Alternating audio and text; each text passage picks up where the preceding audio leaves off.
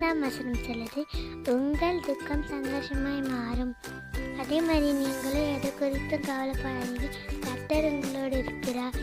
இப்போ நம்மளுக்கு தோன்ற பாட்டு, உங்கள் துக்கம் சந்தோஷமாய் மாறும், உங்கள் கவலைகள் கண்ணீர் எல்லாம் மறைந்து விடும்.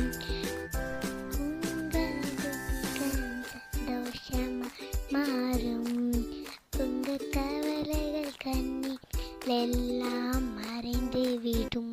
கலங்காதே மகனே, நீ கலங்காதே மகனே, கலங்காதே மகனே, நீ கலங்காதே மகனே. நம்மேசு கைவிட மாட்டார், நம்மேசு கைவிட மாட்டார்.